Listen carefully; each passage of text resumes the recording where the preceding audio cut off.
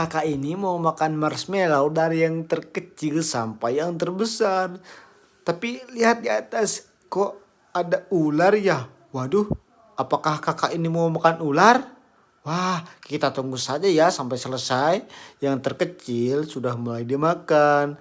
Yang kedua terkecil juga sudah dimakan. Selanjutnya yang ketiga. Sebentar lagi kakak ini mau makan yang besar, yang paling enak.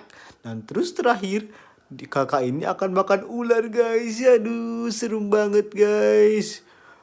Kalau kamu mau marshmallow, coba subscribe dulu dan klik like supaya kakak ini gak jadi makan ular. Lihat ini, wah ular itu guys dimakan. Ternyata marshmallow.